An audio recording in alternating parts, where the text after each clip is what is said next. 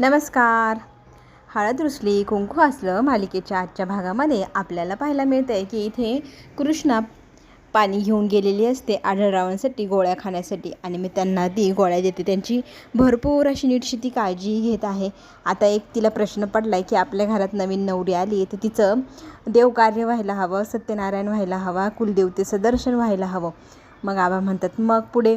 तर तिचं म्हणणं असं असतं की आता देवकार्य झाले नाही तोपर्यंत नवरदेव नवरीने एकत्र एका खोलीत नको राहायला आज.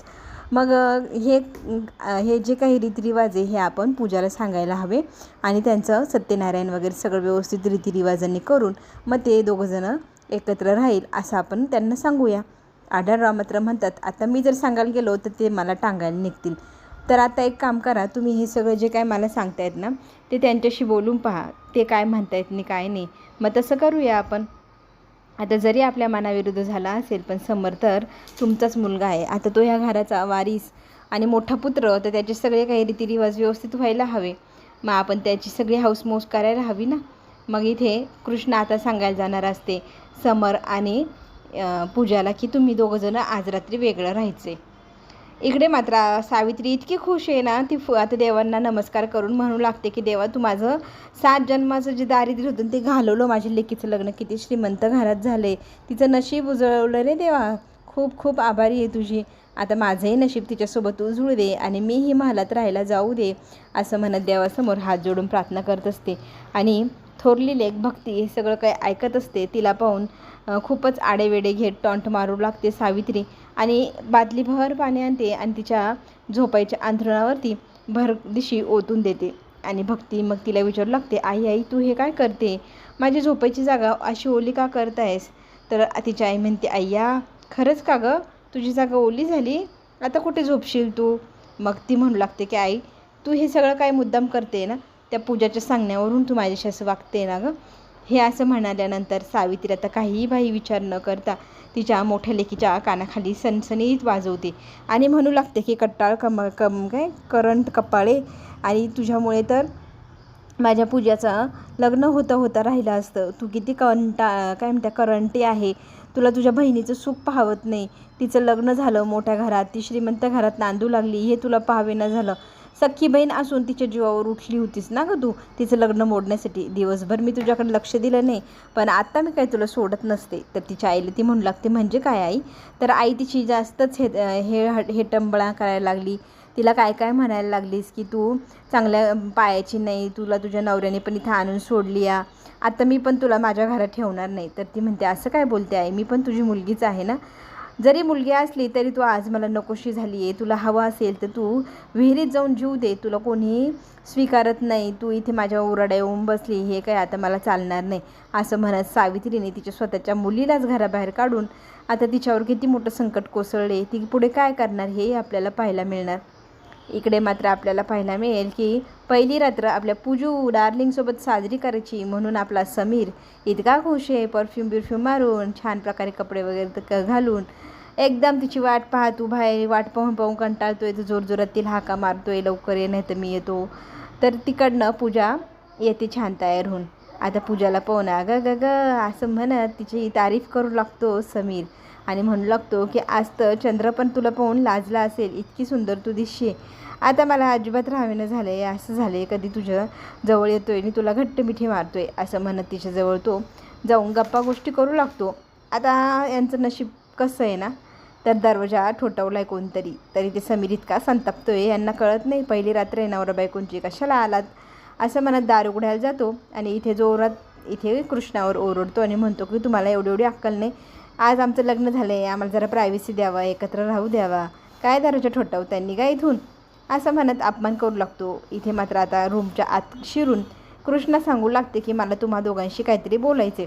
पूजा पण उर्मटपणे म्हणते आम्हाला काय बोलायचं नाही, जे काय बोलायचं ते उद्या बोलूया, आज झाला तेवढा पान उतारा कमी झाला का, अजून पान उतारा करून घ्यायचं आहे तुला माझ्याकडनं. मग ती म्हणते की माझं म्हणणं ऐकून घ्या. आता इथे ती सांगू लागते की मी आबांनी सांगितलं आहे तुम्ही दोघांनी देवकार्य होईपर्यंत एकत्र राहायचं नाही. तुमचं सत्यनारायण बाकी आहे, अजून तुमचं देवकार्य बाकी आहे, जागरण गोंधळ हे असं म्हणाल्यानंतर मी काय कशाला मानत नाही, रीतभात काय मी पाळणार नाही असं इथे पूजा उर्मटपणे म्हणते आणि रूमच्या बाहेर जाय म्हणते. तर कृष्ण म्हणू लागते की रीती तर पाळावेच लागणार आणि त्यात पाळल्या नाही तर मग कसली आली या घरची सून तुला सून व्हायचं आहे ना, मग घरातल्या रीती भाती सगळं पाळायला हवं. आता पूजा इतकी उर्मट, तिने काय केलं आहे की पूजा कृष्णाचा हात धरला आणि तिला हाताला धरत खेचत खेचत खाली घेऊन येते आणि जोर जोरात ओरडू लागते, ओ बाळजाबाई, ओ फादर इन लॉ, इकडे या, बाहेर या सगळ्यांनी, जमावा बाहेर, मला सगळ्यांशी काहीतरी बोलायचं आहे. अरे एवढी उर्मट सून, थोरली सून ती पण, पहिलाच दिवस नवरीचा घरामध्ये, बापरे, उलटा अशी ना तिला तर असं वाटतं मिरचीचं धूरच द्यावा मला. बरं, आता ती काय करते, इथे आरडाओरडा सुरू करते की ह्या कृष्णाला काही समजतं का, अक्कल आहे का, आम्हाला डिस्टर्ब करायला आली आहे, आम्ही काय सतत आमच्याकडनं अपमान करून घ्यायला आमच्या खोलीमध्ये येत असते, सांगितलं नाही एकदा, कोणतीच रीत भीत पाळणार नाही मी, मला नाही राहायचं याच्याशिवाय, आम्ही दोघंजण आज रात्री सोबतच राहू, काय करायचं करून घ्या. आता हे सगळं उर्मटपणा पाहिल्यानंतर कृष्णाला सारखं घालून पाडून बोलते ही मुलगी म्हटल्यावर दुष्यंतचा संताप होतो. आणखी तर टोमणे तर मारते बाळजाबाईला की तुझ्या सासूबाईने तुला चांगलं वळण लावलं का नाही, तुला चांगल्या गोष्टी शिकवल्या कशाने, की मोठ्या जावाचा मानपान करायचा, तिच्या शब्द पाळायचा, पण तुझ्या सासूनेच कधी कोणाचे शब्द पाळले नाही, तर ती तुला काय शिकवणार संस्कार, असं म्हणत आणखीच जास्त उर्मटपणा दाखवू लागते.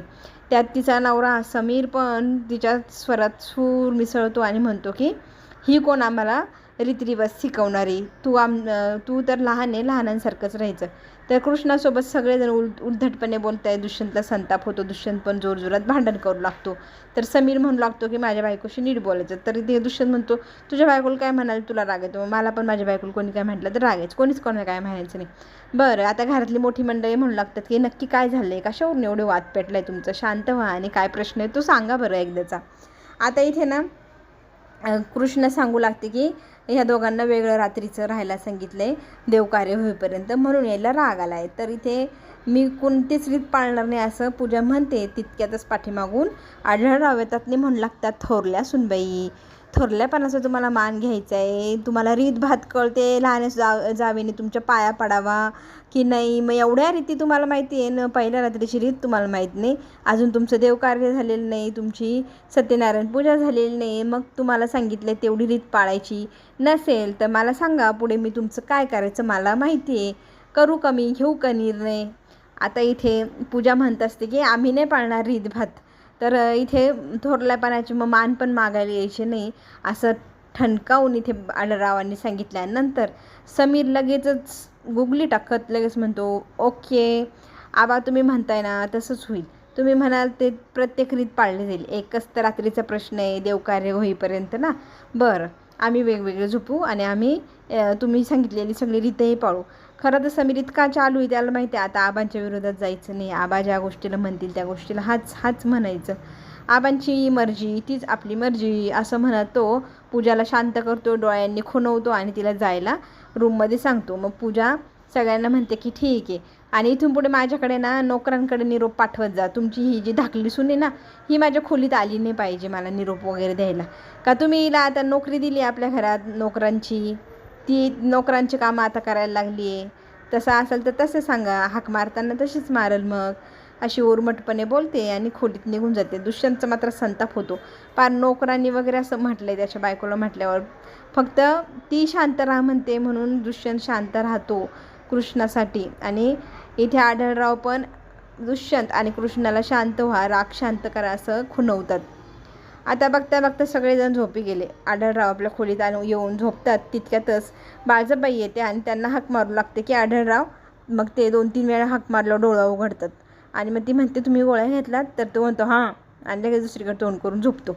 मग आता इथे ती म्हणू लागते की अहो मी तुमच्यासाठी हळदीचं दूध आणलं होतं, तेवढं घेता का. बाबाने तर तोंड फिरवून झोपून घेतलेलं असतं, आता काय करावं.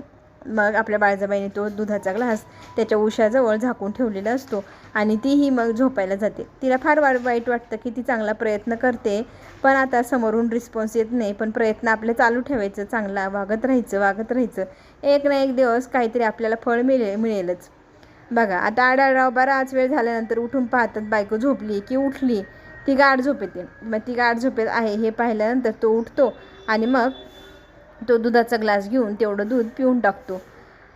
खरं तर त्यालाही ह्या गोष्टीची जाणीव आहे की बाळजाबाई खरंच बदलली आहे, ती त्यांना काळजी घेते आहे, पण ते आता एवढ्या लवकर मान्य करणारच नाही ना. तर आपल्याला इकडे हेही पाहायला मिळेल की दुष्यंत कृष्णावर फार संतापलेला असतो. तो तिला म्हणू लागतो, तुझं जे हे वागणं आहे ते मला काही पटेना आणि तू जे काही वागते ते फार चुकीचं आहे. तुझा स्वतःचा अपमान तू त्या पूजाकडनं करून घेते हेही मला पसंत नाही पडत आहे. का आणि कशासाठी? नको हा मोठेपणा, नको हा बडजाऊपणा, मला नाही पाहिजे ही सत्ता, हे मोठेपणा वगैरे. मला फक्त माझ्या बायकोचा मान हवा आहे. तर इथे कृष्णा म्हणते की आपल्याला आबांचं मन राखायला हवं, त्यांच्या मनासारखं वागायला हवं. तर दुष्यंत म्हणू लागतो की सगळ्या घराचा विचार करते पण तू ना माझा विचार करत नाही. मला काय हवं आहे, मला काय वाटतं आहे, मला कसला राग येतो आहे किंवा मला काय वाटतं की माझ्याबद्दल किंवा तुझ्याबद्दल. फक्त तू तुझा आणि तुझ्या घरच्यांचा विचार कर, माझा विचारच करू नको, असं म्हणत तिच्याशी तो भांडू लागतो. आणि कृष्णा त्याला डोकं शांत ठेवा, आपली चिडचिड करू नका असं म्हणते. तर तो म्हणतो शांत ठेवायचं म्हणजे नक्की काय करायचं? तर ती त्याला म्हणते थांबा, मी तुमच्या केसात ना छान तेलाने मॉलिश करून देते.